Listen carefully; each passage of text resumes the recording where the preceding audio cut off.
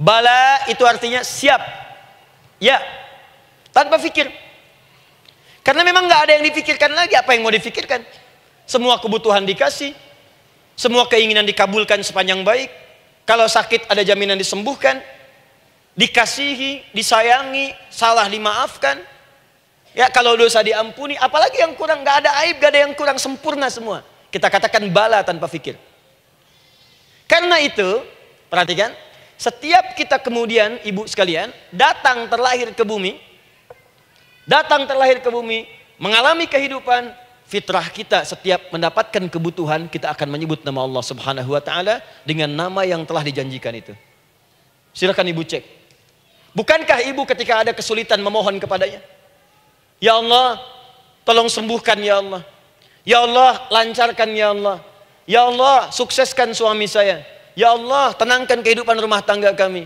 Ya Allah, anugerahkan solusi. Ya Allah, sembuhkan ibu saya. Semua minta kan? Dan dahsyatnya, ketika ibu memohon kepada Allah itu, ibu gunakan kalimat yang telah disepakati ketika Allah sampaikan kepada kita. Rabb, Rabb, Rabb. Perhatikan, kalau ibu berdoa, doa apa paling favorit?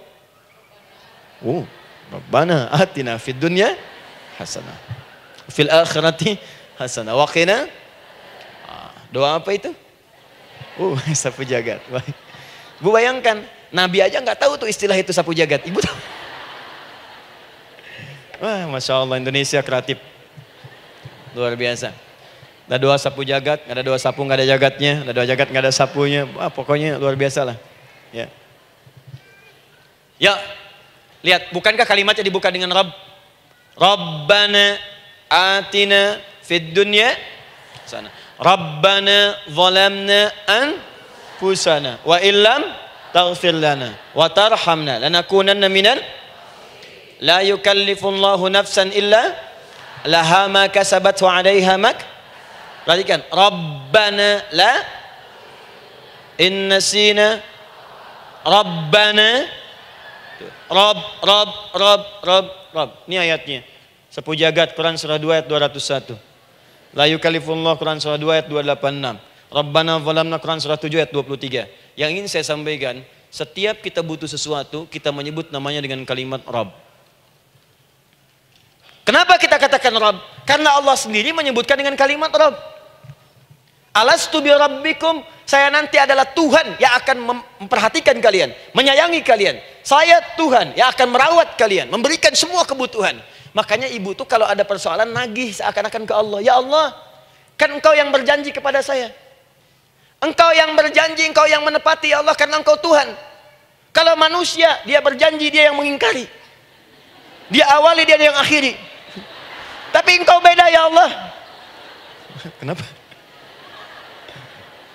Engkau berjanji, engkau yang menepati. Quran surah ketiga ayat 9. Innallaha la yukhliful mi'ad. Engkau yang berjanji, engkau yang menepati. Engkaulah awal dan akhir dari semua hal. Engkau mengatakan saya Rabb yang akan memberikan semua kebutuhan. Sekarang saya butuh ya Allah.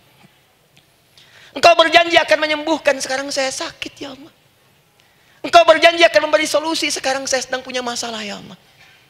Engkau berjanji akan memberikan kesuksesan, sekarang saya sedang menapaki itu ya Allah. Makanya ibu sebutkan kalimat Rabb, Rabb, Rabb, Rabb. Jadi sesungguhnya doa itu adalah fitrah dari setiap manusia, karena mulai dibangun komitmen sebelum dia dilahirkan ke muka bumi. Jadi kalau kita bicara tentang doa, doa itu fitrah kehidupan bagi setiap manusia. Hidup.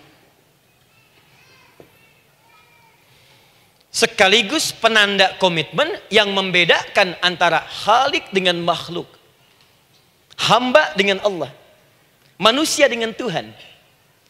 Kan Allah katakan saya Rabb ya, saya yang ngasih, saya yang Tuhan.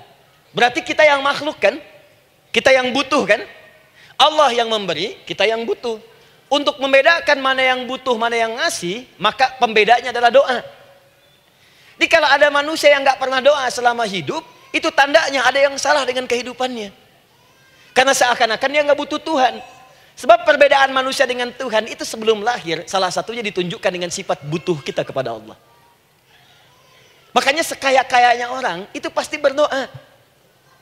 Manusia paling kaya di muka bumi pun kalau besoknya mau ada pekerjaan atau proyek, dia berdoa dulu tuh. Ya Tuhan, tolong lancarkan proyek ini. Butuh. Pejabat setinggi-tingginya, kalau sudah mau mulai kemudian ada pemilihan, kalau mulai ada kebijakan, kalau mulai ada apapun berdoa juga. Itu tandanya butuh. Butuh. Di setiap manusia itu pasti butuh dengan Allah. Karena itu kalau ada manusia yang gak pernah berdoa selama hidupnya, itu langsung mendapatkan kecaman dari Allah dan dijamin akan masuk neraka yang paling dalam. Karena seakan-akan dia sudah gak butuh dengan Allah. Saya ulang ya, saya ulang. Doa itu fitrah hidup manusia yang sekaligus menunjukkan statusnya sebagai hamba. Jadi kalau ibu update status di media sosial, mulai sekarang tuliskan hamba. Hamba. Sudah. Mau sifatnya apapun tetap hamba. Ya, mau pejabat, mau orang kaya, mau cukup, mau macam-macam, mau ustadz, mau syekh, mau habib, tetap ujungnya hamba. Dan butuh penghambaan itu diwujudkan dalam bentuk doa. Muncullah Quran surah ke-40 ayat ke-60. Wa qala rabbukum, rabb, selalu rabb. Wa qala rabbukum ud'uni astajib lakum. Innal ladzina yastakbiruna an ibadati, awas, sayadkhuluna jahannama dakhirin. Allahu akbar. Dan Rabbmu berfirman, mengingatkan kembali kepada kalian semua, hei hamba-hambanya. Kalau ada kebutuhan, kalau ada masalah, kalau ada permintaan, kata Allah, ayo doa sama saya. Minta. Kan kita sudah bikin perjanjian. Makanya Allah katakan kalau punya masalah, Bu, berdoa. Bukan mengeluh. Kalau punya persoalan, Bu, berdoa. Bukan bikin status. Rasanya aku tidak sanggup. Ditulis di Facebook. Apain? Terus kalimat Allahnya pun jelas. Minta kepadaku, bukan mengeluhkannya. Kamu tidak seperti yang aku kira. Nungguin komen. Sambil masak, celing ada satu. Ucuk kunaon. Makin meluas masalah. Untuk abi mas sabar. Sudah. Paham ya? Jadi ini kaidah hidup yang pertama. Sebetulnya sederhana, cuman jarang digunakan gitu. Sederhana, cuman jarang dipakai. Kata Allah kan, kamu doa itu, saya kasih ketenangan. Jadi Bu, gini, doa itu manfaatnya, walaupun solusi belum datang, tapi hati tenang. Tenang. Jadi kalau mau curhat-curhat sama Allah, sampaikan, minta, mohon, berikan. Minimal tenang. Saya kasih rahasia ya. Ini di antara kita saja nih. Lihat sini. Saya hapus dulu deh. Bismillah. Masya Allah. Mau ngapus sendiri, nulis sendiri, penghapus, lari sendiri.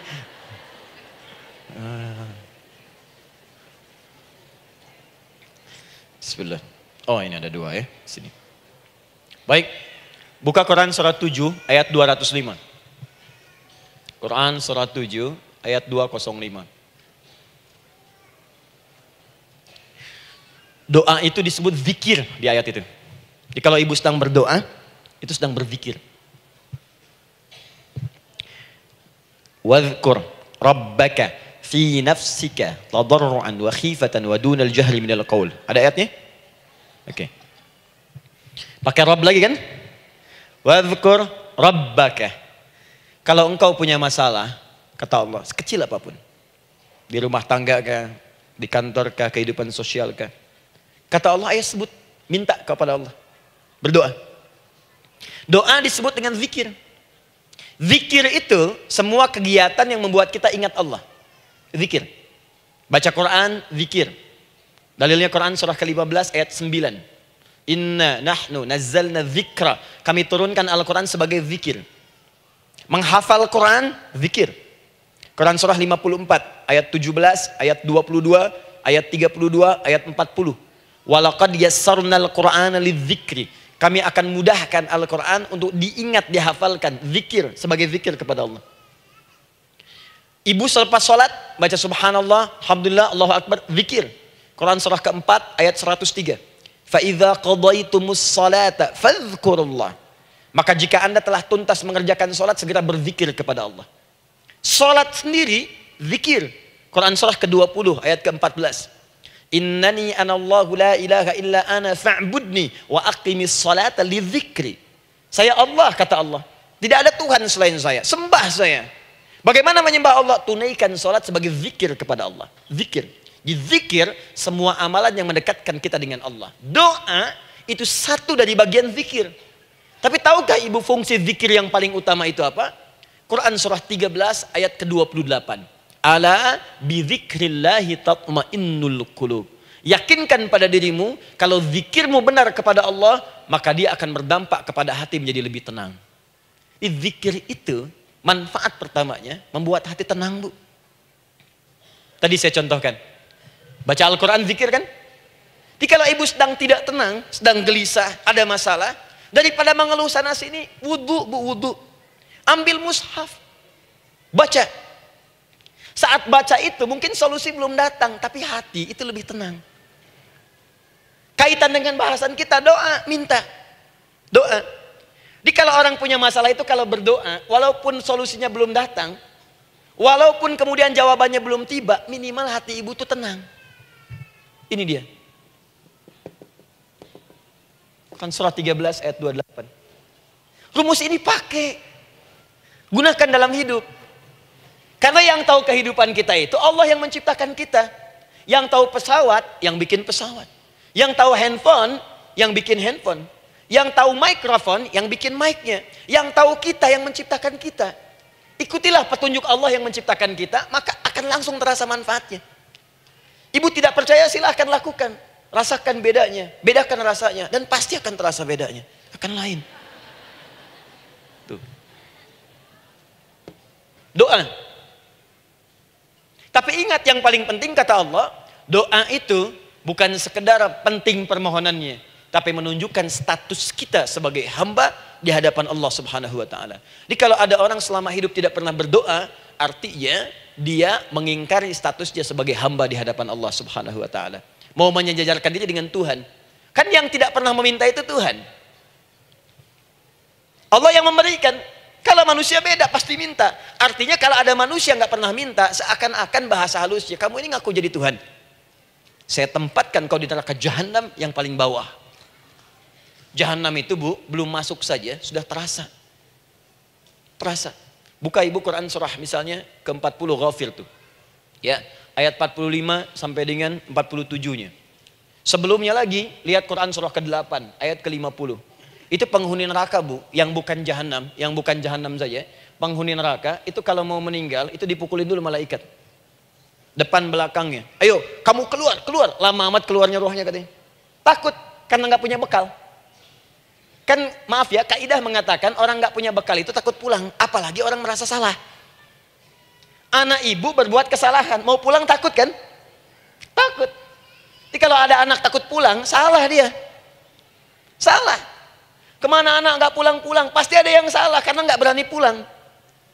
Jangankan salah, nggak punya bekal saja, malu pulang. Lihat ibu waktu Ramadan usai, mau mudik, Idul Fitri. Kan pada mudik kan? Kenapa mau mudik dan senang mudik? Karena punya bekal, Bu. Dikumpul-kumpulkan tuh selama 11 bulan. Untuk 1 bulan saja. Itu pun paling berapa hari. Kumpulin. Terus telepon keluarga. Insya Allah aku pulang hari ini. Wah, senang semuanya. Padahal mudiknya cuma pakai motor, Bu. Motornya bebek, bekalnya singa. Serius saya, motor bebek bekal singa. Ada kardus belakangnya. Tulisin. Terus tambah pelepah pisang buat begini. Belakangnya ditulisin, aku pulang sayang. Jalan, mudik. Terus yang di rumah kan senang nerimanya. Kenapa? Karena ada yang pulang dan bawa bekal. Saya pernah tanya pada seseorang, kenapa Anda nggak mudik? Nggak ada bekal Ustadz, nggak ada bekal, malu pulang.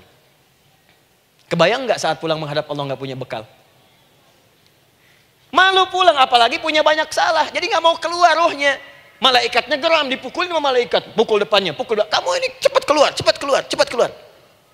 Keluar. Malu pulang. Tapi kalau punya bekal enak. Dan yang nyambut langsung malaikat. Bahkan nanti ada satu amalan saat dikerjakan, itu orang ini sudah masuk surga, tapi semua malaikat di semua pintu surga yang 8 itu datang mengunjungi dia mengucapkan selamat. Itu ada di Quran surah 13 ayat 24. Salamun alaikum bima sabartum fa ni'ma uqbaddar. Selamat ya saat di dunia sabar mencari bekal, dan ini bekal terbaik yang kamu dapatkan, silakan nikmati surga yang kamu rindukan itu. Ini nikmat-nikmatnya tempat yang pernah nanti kamu kunjungi. Dan tinggal abadi di situ. Yang nyambut malaikat. Bayangkan semua malaikat, Bu. Semua malaikat dari pintu surga datang nyambut dia. Wah, Masya Allah, malaikat Jibril, Israfil, malaikat maut. Maaf ya, dicabut kemarin. Biasa, selamat. Dunia aja kalau ada yang nyambut senang kan? Rumah dicet, datang, sambut depan rumah, semua hidangan ada. Oh, Masya Allah. Bahkan yang tidak ada jadi ada. Luarnya kongguan, dalamnya rangginang gitu kan. Wah, muncul semua. Paham ya? Jadi ini bagian pertama. Jadi kita katakan kenapa manusia mesti berdoa. Jawabannya karena manusia itu hamba. Dan doa itu adalah fitrah, bagian dari kehidupan. Kenapa manusia mesti berdoa? Karena ada komitmen dari Allah. Setiap dia mendapatkan sebuah persoalan, maka Allah akan jawab dan berikan jawaban dari semua persoalannya. Jalan mendapatkan jawaban itu adalah doa. Kenapa manusia mesti berdoa? Karena dia butuh dengan Allah. Dan puncaknya, kenapa dia mesti berdoa? Karena Allah ingin membahagiakan kehidupan dunianya sebelum sampai keabadiannya di akhirat. Jadi ketika kita berdoa, sebetulnya kebaikan untuk kita karena Allah ingin kita bahagia. Ingin mudah hidupnya. Jadi kalau ada orang nggak berdoa, sesungguhnya dia sedang menyulitkan diri sendiri dalam kehidupan dunianya sampai ke akhiratnya. Jelas sampai di sini?